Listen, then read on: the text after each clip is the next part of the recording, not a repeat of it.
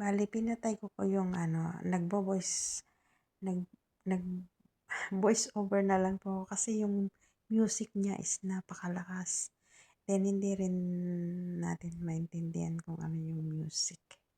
Kasi yung salita nila dito yung ginagamit. So, pinatay ko lang siya.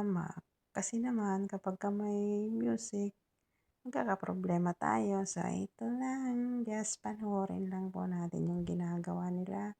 Nagkakainan ng mga finger foods only. Kasi hindi sila nagdala ng mga pagkain. Yan. Ito, kukunti lang ang tao talaga. And then, ang prepare kong upuan 30. Gusto pa nilang patanggal yung 7. Kasi 23 lang daw ang bisita. Ano ba yan? Ilan lang. Ang dami nilang biniling libro. Pero, ang dami nilang ginawang libro. Pero, ilan lang naman ang bumili. Sometimes, parang tindahan din talaga sa palengke na minsan maraming bibili, minsan wala. Ayan si Nufar, ang aming singer. Diba? Ang sexing mataba. Ayan, tawag ko sa kanya. Sexing mataba, si Nufar. Ayan, mga thunders po ang mga bisita dito. Ayan. Diba?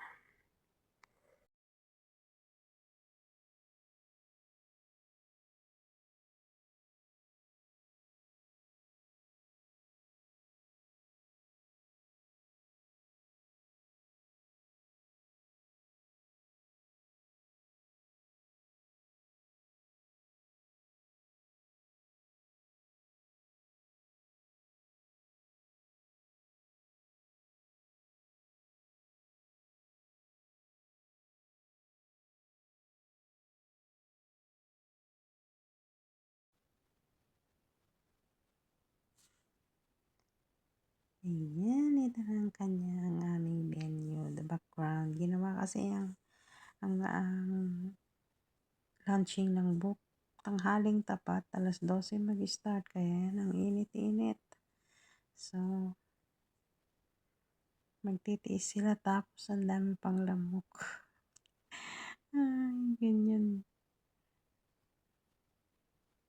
O, diba? Kung konti yung tao, parang hindi ka ba nasisiyan kapag ang nag-party ka is ganito lang ang bisita.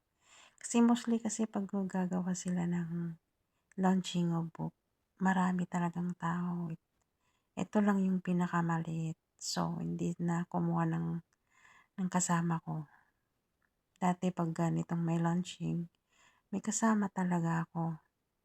Ngayon wala. Kasi konti. Yan na. Salamat po sa lahat ng manonood ng aking video.